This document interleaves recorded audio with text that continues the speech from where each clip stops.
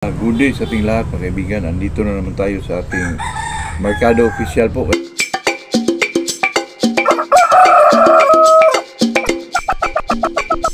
Kahit hindi monetize ang channel na to, gawa pa rin tayo ng kaibigan, topic po para naman sa enjoyment sa ating mga kapanood. Kasi mga kaibigan, alam nyo na, itong channel natin ay hindi talaga natin sinasadya na kalabag tayo sa pero itong dito sa atin mga kaibigan ay para makatulong lang sa mga baguhan sa pag-breeding, conditioning, yung mga ganong klase lang information po sa mga di nila alam.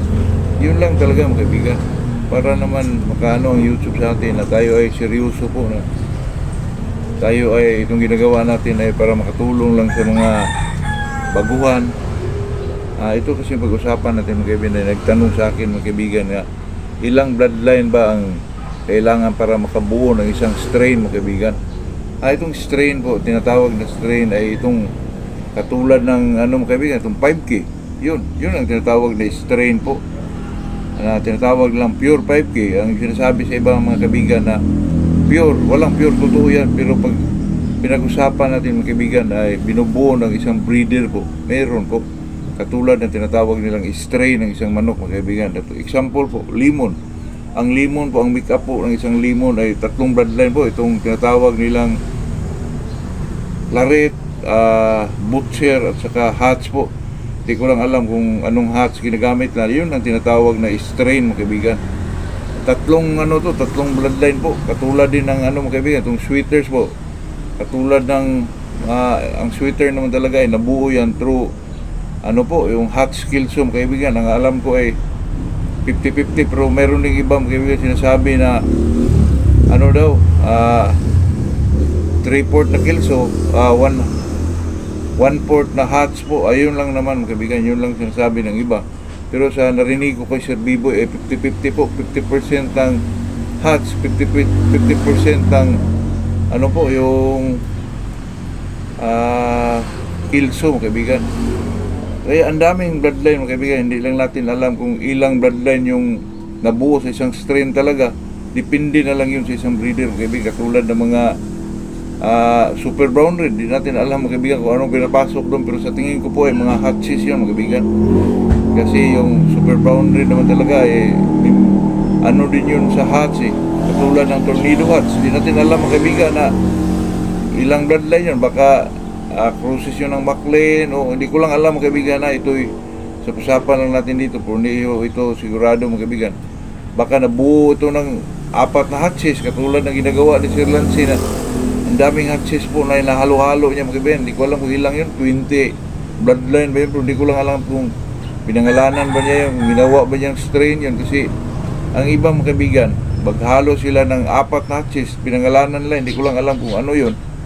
Pero itong mga tornado hatch mga kaibigan, sa tingin ko ay parang galing daw dito sa Milsims mga kaibigan. Kasi nakita mo naman, pulmahan nila talagang Milsims po, Milsims hatch po. At saka itong super brown red mga kaibigan, hindi ko alam kung ano ang make-up nito. Pero sa pagkagawa ng isang strain po ay sa pagkakalam ko ay 2 bloodline. Pero hindi ako sigurado dyan mga kaibigan. Pero sa akin po, kasi sa nagtanong dito, ilang bloodline daw na makabuo ng isang strain mga kaibigan. Sa aking nakalalaman po, 2 bloodlines, 3 bloodlines, depende lang yun mga kaibigan. Kasi pag nakita mo kahit ito'y galing sa McLean, 1/4 na McLean, hindi natin alam kung pinapasok nila sa roundhead na 50, hindi natin alam kung anong 50 yun. Pwede yun, basta depende lang yun sa isang breeder mga kaibigan. Kasi yung mga ganyan po, breeder lang ang nakakaalam dyan. Kaya kung ano yung pangalan sa manok na yun, kahit nga di nila alam ng bloodline na yun, nakita nilang nanalo sa pit, kunin, bilhin, tapos i-cross sa anumang bloodline, kilso, tapos pangalanan nila mga kaibigan, talagang stray na yun. Kasi depende lang naman yun sa isang breeder mga kaibigan. Kaya yung debate mga kaibigan na may pure ba na manok, talagang wala po. Kasi alam nyo na pag sinasabi mong strain, mayroon yung ginagawa ng isang breeder po. Yun lang mga kaibigan. Good morning sa ating lahat. May nakita ko doon na 5K kay kay cruises mga kaibigan, 50-50, 5K kay Roy Bunguyan at saka kay Jet Sweater po. Napakagandang manok mga kaibigan. Kinuha ko, binibreed ko rin dito sa gold ko. At saka sa 5K, sino man yung may gusto, comment ka, ano lang kayo mga kaibigan, Macau Shots po. Kung gusto nyo ano sa hulugan mga kaibigan, yung 6 months old po. Really 6 months old kasi hindi pa ko mag ano sa 3 months old. Tingnan ko muna kung marami bang itlog na makuha. Tingnan ko po yung isang brood cock ko mga kaibigan, tingnan nyo po. Ito po mga kaibigan, tingnan nyo po, ang ganda. Pungan po. Ito po ay bandirado mga kaibigan, medyo nabunot lang pero makatubo din to. Tinitesting po ito dun mga kaibigan, kaya ko na personadahan kunin po kasi ang galing. Saka grabe pumalo mga kaibigan, saka angat pa.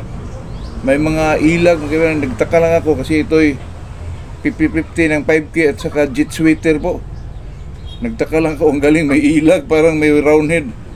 Kasi mga kaibigan, yung jet sweater po, may ano sila, baka pinasukan yung jet sweater niya ng lazy round head mga kaibigan, kasi may mga ano sila mga lumang bloodline na lazy round head po.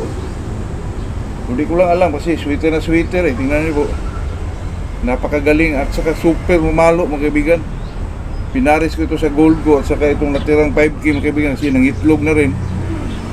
Super mamalo mga kaibigan, talagang saka nakita ko ay sweater looking kasi 50-50 siya ng 5K at saka jet sweater po, kaya medyo punkan kaibigan, bandirado pa, medium station na po.